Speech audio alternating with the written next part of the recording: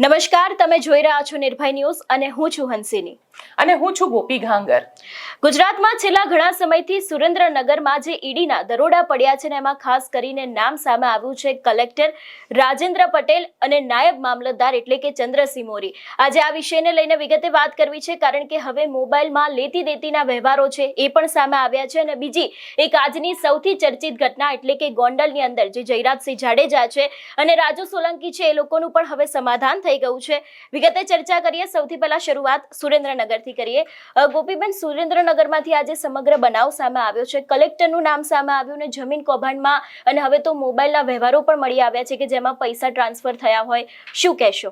બિલકુલ હંસિની, જો આખી ઘટનાને જોવામાં આવે તો કલેક્ટર રાજેન્દ્ર પટેલ 2015ની બેચના આઈપીએસ અધિકારી છે। મ્યુનિસિપલ કમિશનર સુરત તરીકે તેઓ પોતે ફરજ પણ નિભાવી ચૂક્યા છે અને હવે એ સુરેન્દ્રનગરમાં હતા।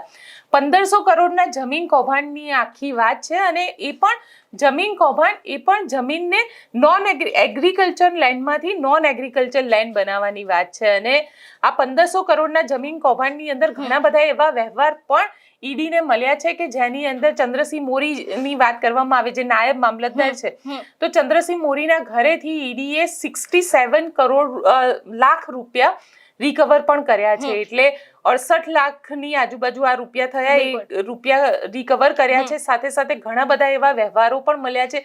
100 થી વધારે એવી ફાઇલો છે જેને રિકવર કરવામાં આવી છે। ગઈકાલથી જ આ આખું સર્ચ ઓપરેશન ચાલી રહ્યું હતું અને ગઈકાલે સવારે ઈડીની જે ટીમ છે એ લગભગ 5:30ની આજુબાજુ આ ટીમ પહોંચી હતી ડોક્ટર રાજેન્દ્ર પટેલના ઘરે અને સાથે સાથે અન્ય 6 જગ્યાઓ ઉપર આ આખી રેડ કરવામાં આવી હતી। જે એન્ફોર્સમેન્ટ ડિરેક્ટર છે તેમના દ્વારા કરવામાં આવી। તેમણે જે આધિકારિક તौर પર જે નિવેદન કોર્ટને આપેલું છે, કારણ કે હવે ચંદ્રસિંહ મોરીની ધરપકડ થઈ ગઈ છે અને એ ધરપકડ બાદ જે એમને કોર્ટની અંદર રજૂ કરવામાં આવ્યા અને તેમના જે નિવેદન આપવામાં આવ્યા છે તેમાં એવું સ્પષ્ટપણે લખવામાં આવ્યું છે કે ઘણા બધા એવા જેને કહી શકાય કે વ્યવહાર મળ્યા છે કે જે ગેરકાનૂની વ્યવહારો છે, પૈસાની લેતી દેતીના મામલા છે અને આ પૈસાની લેતી દેતીના મામલાની અંદર ક્યાંક ને ક્યાંક એટલું તો સ્પષ્ટ છે હંસિની કે આ જે અધિકારીઓ છે, આ અધિકારીઓ પોતે કામ જ્યારે કરી રહ્યા હતા ત્યારે લોકો પાસેથી એ ભ્રષ્ટાચારના પૈસા લઈ રહ્યા હતા અને એટલે જ ઈડીએ રેડ કરી છે।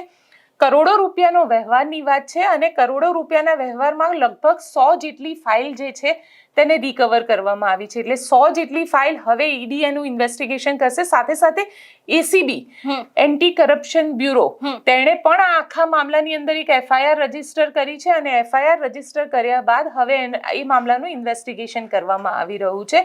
6 અલગ અલગ અધિકારીઓ છે, જે વકીલ છે ચંદ્રસિંહ મોરીના, એ વકીલનું એવું કહેવું છે કે આ જે રીતના આરોપ લગાવવામાં આવી રહ્યા છે તે આરોપ ખોટા છે, પણ એટલું સ્પષ્ટ છે કે રોકડ રકમ મળી છે, તો આ રોકડ રકમ ક્યાંથી આવી, આ પણ એક સૌથી મોટો સવાલ છે। જો સરકારી અધિકારી હતા તો તેમના ઘરમાંથી રોકડ રકમ નહોતી મળવી, પણ આ રોકડ રકમ મળી છે।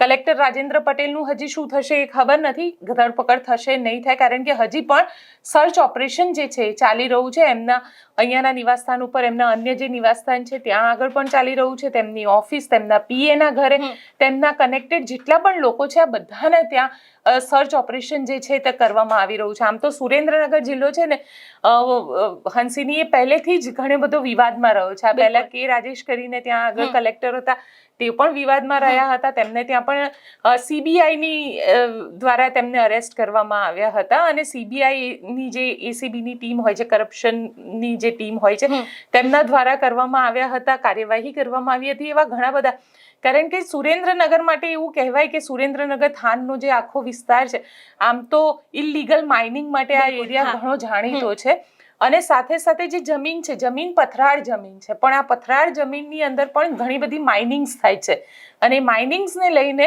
આજે એગ્રીકલ્ચર લેન્ડ હોય છે અને નોન એગ્રીકલ્ચર લેન્ડમાં કન્વર્ટ કરવું એ ખૂબ મોટું કૌભાંડ જે છે એ વિસ્તારોમાં ચાલતું હોય છે અને આ બસ એના જ કારણે આજે રેડ છે એ રેડ કરવામાં આવેલી છે હંસિની। એટલે બિલકુલ 1500 કરોડનો ક્યાંક આ કૌભાંડ છે એવી પણ સૂત્રો પાસેથી માહિતી મળી રહી છે। સૌથી પહેલા તો એ દ્રશ્ય ઉપર પણ નજર કરીએ, કારણ કે જે સમયે પત્રકારો દ્વારા જે ઈડીના લોકો ત્યાં પહોંચ્યા તેમને પૂછવામાં આવ્યું હતું કે વિગતો શું છે, ત્યારે તે લોકો દ્વારા કોઈ જ વિગતો આપવામાં નથી આવી। સૌથી પહેલા એ દ્રશ્ય ઉપર પણ નજર કરીએ।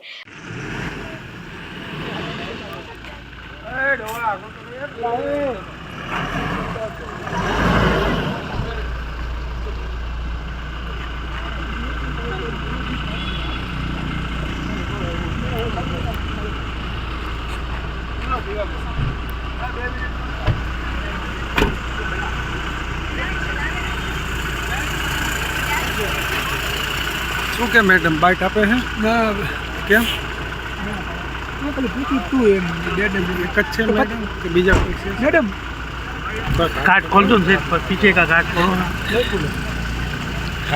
नहीं खुले हाँ मेन बॉस कौन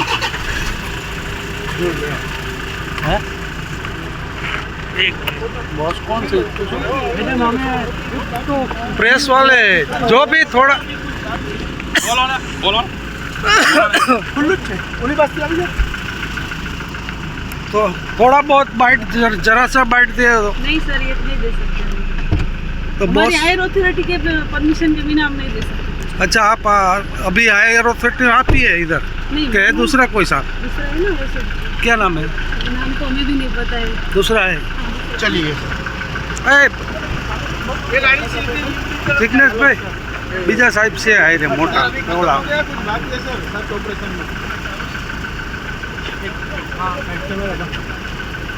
कैमरा बंद करे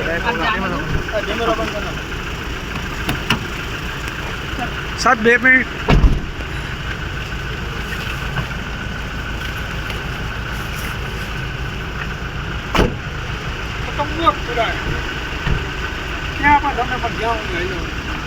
कौन से हम मेरा છે એમને ઉભી રાખો ગાડી આડી ઊભું રહેવું પડે એવી રીતે વયા જાય હાલ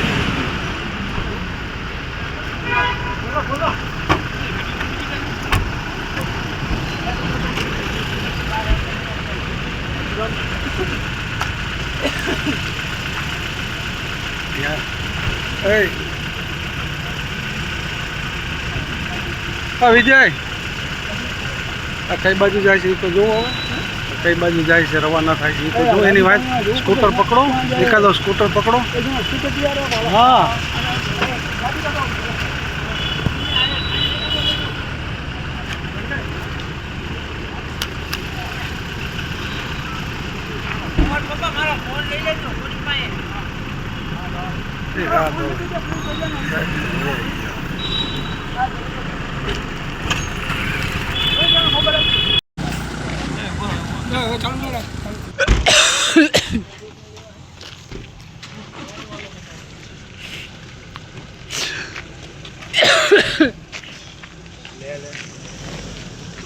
આગળ ન જતા કોઈ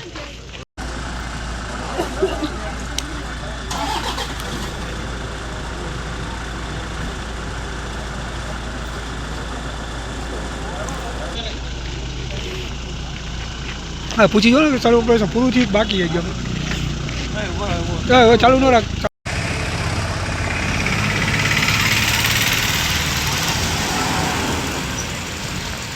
હા બહુ સીધા આપણા એમ માં જ જોવું છે આજના દિવસની બીજી એક ચર્ચિત ઘટના એટલે કે ગોંડલના બિલકુલ જે સાચી. જયરાજસિંહ જાડેજા છે અને રાજુ સોલંકી છે એ લોકોના વચ્ચે સમાધાન થઈ ગયું છે. આપણે જોયું હતું કે એક શબ્દ ખૂબ જ અત્યારે ચર્ચામાં આવ્યો છે કે પૈસાની લેતી દેતી થઈ છે, પણ જયરાજસિંહ જાડેજા દ્વારા સીધી જ આ વસ્તુને લઈને ના પાડી દેવામાં આવી છે. આ વિષયને લઈને શું કહેશો? બિલકુલ, જો હંસીની પૈસાની લેતી દેતી થઈ છે તો એ જયરાજસિંહ જાડેજા જાણે અને રાજુ સોલંકી જાણે, પણ અહીંયા આગળ એટલું તો સ્પષ્ટ છે કે જે રીતે અને સંજય સોલંકીને મારવામાં આવ્યો હતો અને આ મામલામાં એફઆઈઆર પણ રજીસ્ટર થઈ હતી. આ મામલામાં ગણેશ ગોંડલની ધરપકડ કરવામાં આવી હતી.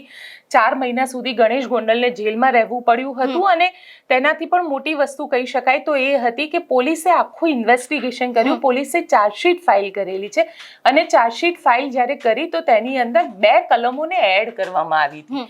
એક કલમ હતી 120B. 120B એટલે ષડયંત્રની કલમ. ખૂબ ગંભીર ગુનો થાય છે કે તમે ષડયંત્ર કરી અને કોઈને માર્યો, કોઈને જાનથી મારી નાખવાની કોશિશ કરવામાં આવી, એટલે પ્રી પ્લાન કાવતરું જેને કહી શકાય તેની આ કલમ હતી જેને એડ કરવામાં આવી. એટલે પોલીસ ઇન્વેસ્ટિગેશનમાં ક્યાંક તો કંઈક તો આવ્યું હશે અને એટલા માટે થઈને પોલીસે આ કરી. અને સાથે સાથે ઘણા બધા એવા મોબાઈલ હતા, લગભગ 6 કે 7 આરોપી પકડાયા હતા તે આરોપીઓના જે મોબાઈલ હતા તે મોબાઈલ ફોન પોલીસને રિકવર નહોતા થયા અને પોલીસે એના માટે ખૂબ સર્ચ ઓપરેશન કર્યું હતું. જસદણની અંદર પણ સર્ચ ઓપરેશન કરવામાં આવ્યું હતું, જેતપુરમાં પણ સર્ચ ઓપરેશન કરવામાં આવ્યું હતું. જે ગણેશગઢ છે, ગણેશ ગોંડલનું પોતાનું જે ફાર્મ હાઉસ છે, જ્યાં આગળ એવું કહેવામાં આવી રહ્યું હતું કે સંજય સોલંકીને માર મારવામાં આવ્યો હતો અને એ પણ નગ્ન કરીને માર મારવામાં આવ્યો હતો. 7 દિવસ સુધી સંજય સોલંકીને હોસ્પિટલમાં રાખવામાં આવ્યો હતો. એ જ ગણેશગઢમાં પણ ઇન્વેસ્ટિગેશન કરવામાં આવ્યું હતું, પણ જે મોબાઈલ ફોન રિકવર થવા જોઈએ, કારણ કે સંજય સોલંકીનો એવો દાવો હતો કે મને નગ્ન કરીને માર મારતા વિડીયો ઉતારવામાં આવ્યા હતા અને આ જે વિડીયો ઉતારવામાં આવ્યા તો એ વિડીયો મોબાઈલ ફોનની અંદર હતા અને આ બધા જ મોબાઈલ ફોન એવું કહેવામાં આવ્યું હતું કે એક નદીમાં ફેંકી દેવામાં આવ્યા હતા.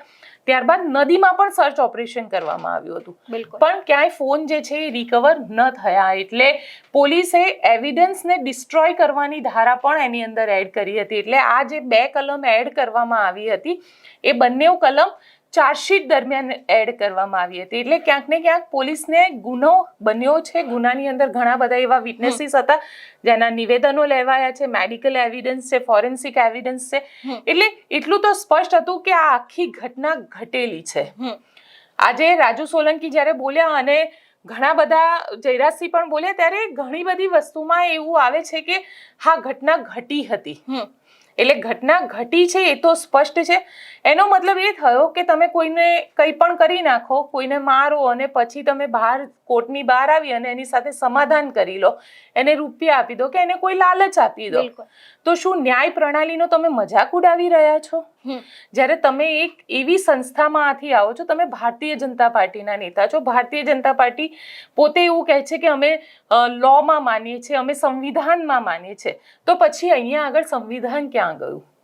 કોઈ વ્યક્તિને મારવા અને પછી એને ધાક ધમકી કે પછી લાલચ કે પછી રૂપિયા કે જે પણ ગણવામાં આવે. હાલાકી અહીંયા એવું ક્યાંય કહેવામાં નથી આવ્યું કે એવું કરવામાં આવ્યું છે. અહીંયા તો એવું કહે છે કે અમે તો બહુ પ્રેમથી અમારા બંને પરિવાર વચ્ચેના જે મતભેદો હતા એ મતભેદોને દૂર કરી રહ્યા છે અને અમારા વચ્ચે આ સુખદ સમાધાન થયું છે. આશા રાખીએ આ સુખદ સમાધાન હોય, પણ ક્યાંક ને ક્યાંક એટલું સ્પષ્ટ છે કે કાનૂન એ મજાકનો વિષય નથી.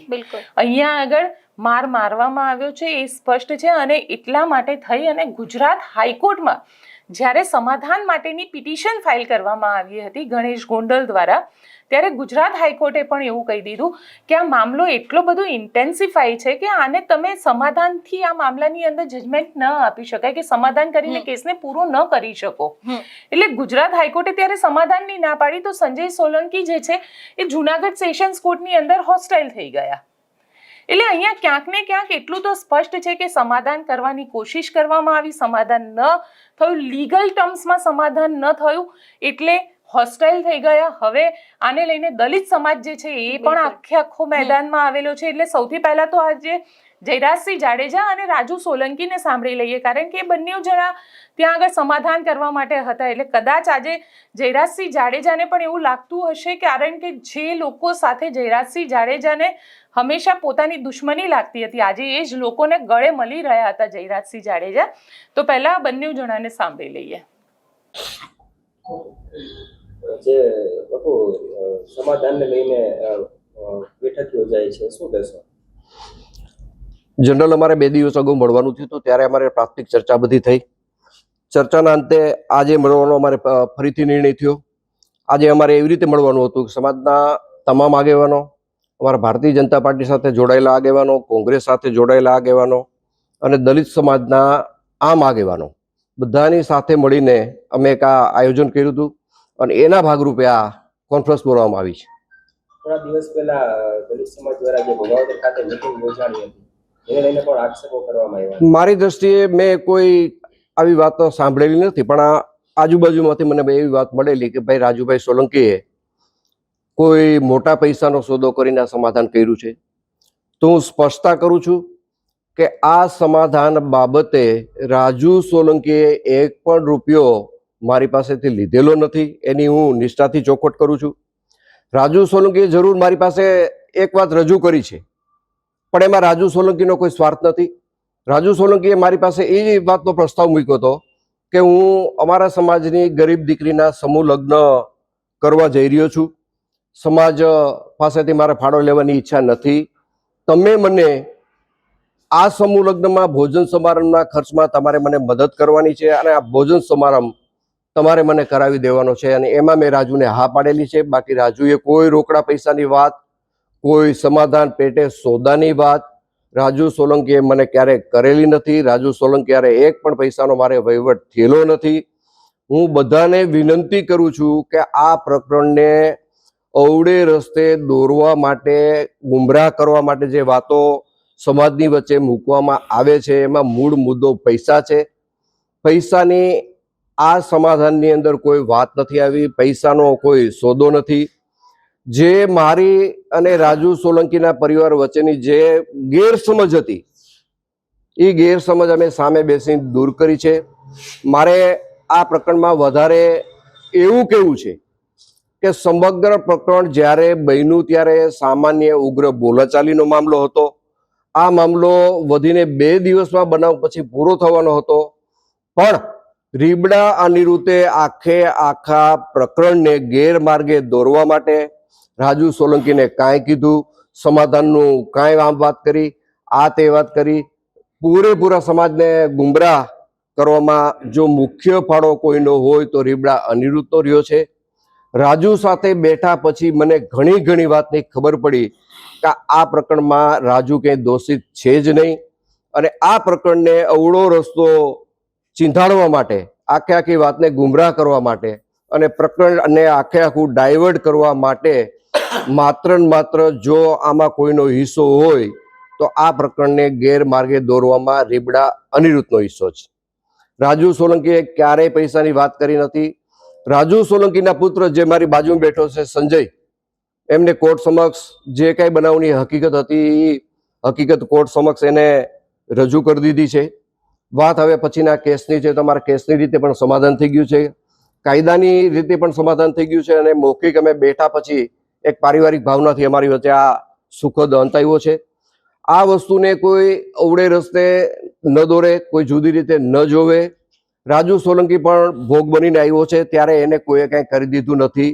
અનિરુદ્ધે માત્ર ને માત્ર વાતું કરી છે. અનિરુદ્ધ તરફથી રાજુ જેલમાં ગયા પછી કોઈ જાતનો સહકાર મળેલો નથી. રાજુની હાજરીમાં હું કહું છું. ઓકે રાજુભાઈ, જે સુખદ સમાધાનનો અંત આવ્યો છે, શું કહેશો?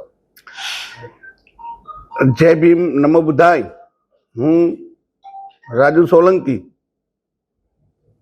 આજથી 2 વર્ષ પહેલા જે ગણેશ ગોંડલ અને સંજુ સોલંકીનો જે ઝઘડો હતો એ ઝઘડામાં મેં 12 કલાક મથામણ કરી અને એફઆઈઆર દાખલ કરાવી.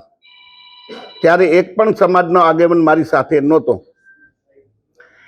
એફઆઈઆર લઈ ગયા પછી સંપૂર્ણ રીતે સામૂહિક આત્મહત્યાનું મેં અલ્ટિમેટમ આપેલ કે ગણેશ ગોંડલની ધરપકડ ના થાય તો અમે આખો પરિવાર આત્મહત્યા કરશું. એ આત્મહત્યાના સામૂહિક આત્મહત્યાના પ્રેશરમાં આવી સરકાર શ્રીએ ગણેશ ગોંડલની ધરપકડ કરી. ત્યાર પછી હું રાજકોટ આવેલો, મારી બીપીની દવા ચાલુ છે. દવા લેવા આવેલો મને અમારા એક આગેવાનનું જે દેવદાનભાઈ મુસળિયા છે એમનો મને ફોન આવેલો કે મને અનુજસિંહ બાપુનો ફોન આવેલો છે અને આપણે અનુજસિંહ બાપુને મળવા જવાનું રીબડા છે. ત્યારે હું રાજકોટથી રિટર્ન રીબડાની નજીક હતો ને મને ફોન આવ્યો એટલે મેં કીધું હું અહીં રીબડાની બાજુમાં જ છું. ત્યારે યોગેશ ભાષા, પિન્ટુ બગડા અને દેવદાન મુસળિયા મને અનુજસિંહ બાપુ પાસે લઈ ગયા. અનુજસિંહ બાપુ પાસે લઈ ગયા અને મને એવું કીધું કે આપણે ગોંડલ જવાનું છે. જેમ જયરાજસિંહ જાડેજા અને ગોંડલ ગણેશ રીબડા આવ્યા અને અમારી આબરૂ કાઢી એમ આપણે જયરાજસિંહ બાપુની આબરૂ કાઢવા જવાની છે. તો મને થોડોક રોષ હતો કે મારા દીકરાનું અપહરણ કર્યું, મારા દીકરાને માર્યો. એના અનુસંધાનું એને વાતમાં આવી ગયું. લડાઈ ગોંડલ 20 રીબડાની હતી. આમાં દલિત સમાજને કાંઈ લેવા દેવા નહોતું. પણ દલિત સમાજને ક્યાંક ને ક્યાંક દલિત સમાજના 2-3 રાજકોટ જિલ્લાના આગેવાન, 2-3 જુનાગઢ જિલ્લાના આગેવાન આખા સમાજને ગેરમાર્ગે દોર્યો. મારો સમાજ નિર્દોષ છે. મારા સમાજનામાં ક્યાંય દોષ નથી. સમાજે મને મદદ કરી છે, એ બદલ સમાજનો હું આભારી છું. પણ સમાજના 2-4 આગેવાન, જુનાગઢ જિલ્લાના ને 2-4 આગેવાન રાજકોટ જિલ્લાના જે સમાજને ગેરમાર્ગે દોર્યો છે, અને આખું મને સૂચના દેવામાં આવી કે આપણે ગોંડલ જવું છે. અમે ગોંડલ આવ્યા.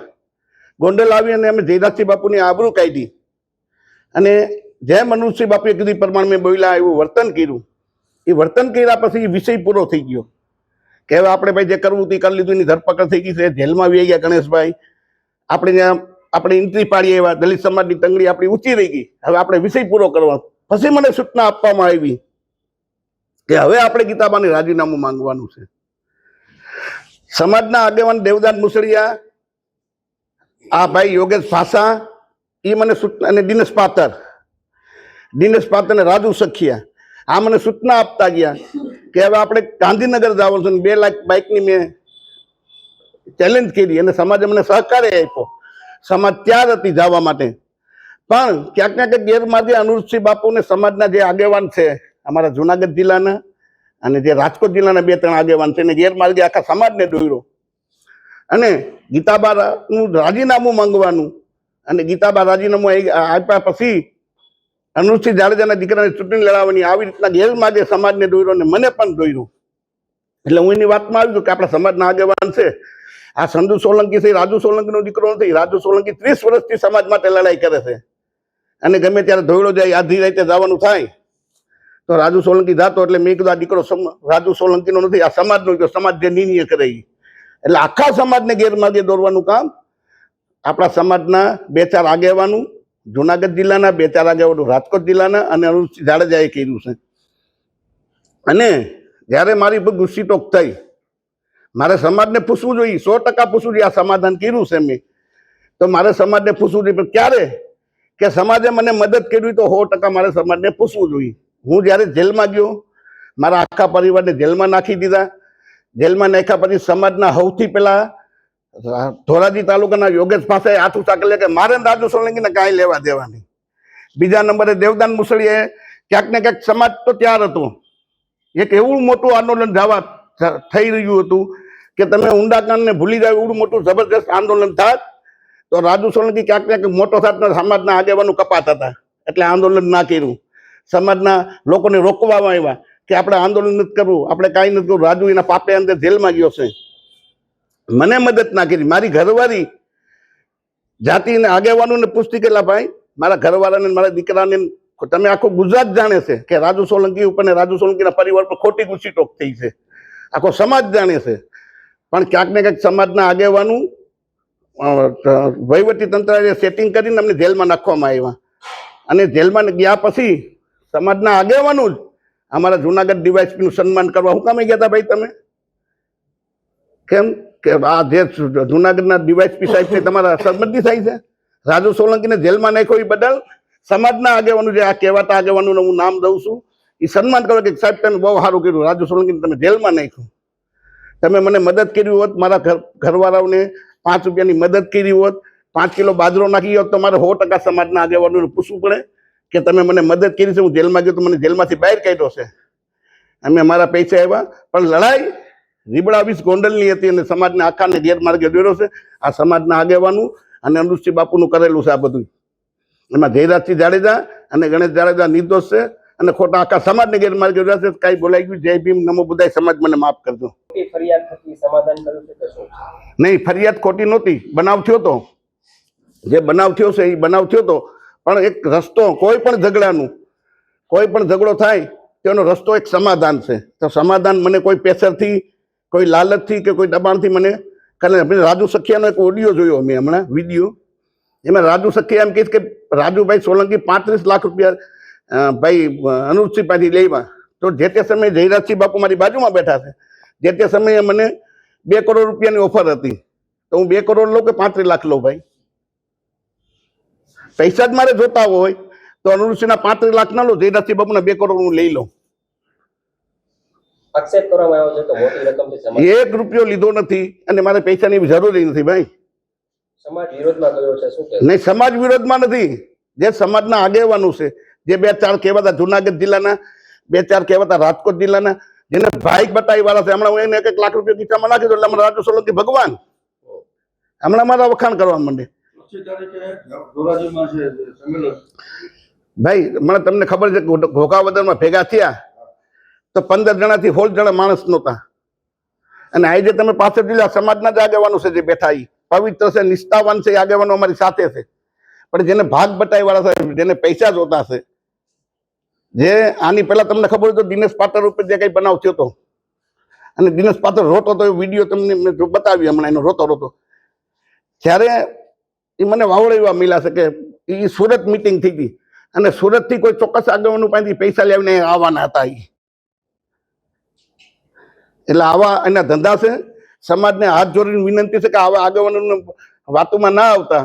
અને મારે પૂછવું જોઈએ સમાજને, પણ જ્યારે મને સમાજે મદદ કરી હોય તો મારે 100% પૂછવું જોઈએ. કોઈ સમાજના માણસ 1 કિલો તેલ મારે ઘેરે કે 1 કિલો બાજરો આપી ગયા હોય તો મને કે અમે 1 કિલો બાજરો કે 10 રૂપિયા રાજુભાઈને ઘેરે કે એના પરિવારને મદદ કરી છે, તો મારે 100% પૂછવું જોઈએ. તો આપણે આ બંનેને સાંભળ્યા, પરંતુ ક્યાંક ગોપીબેન સીધા સવાલો અનિરુદ્ધસિંહ રીબડા ઉપર પણ ઊભા થઈ રહ્યા છે.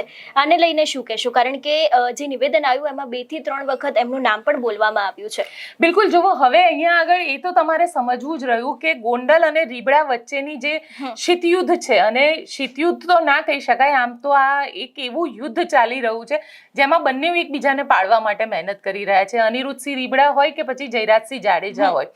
જયરાજસિંહ જાડેજાના દીકરા ગણેશ ગોંડલને જેલમાં મોકલવામાં આવ્યા અને એવું કહેવામાં આવ્યું કે રાજુ સોલંકીના દીકરા સંજય સોલંકીને મારવામાં આવ્યો. હવે અહીંયા આગળ પહેલી વાત તો એ છે કે શું અનિરુદ્ધસિંહ જાડેજાના કહેવા ઉપર ગણેશ ગોંડલે માર્યો હતો સંજય સોલંકીને?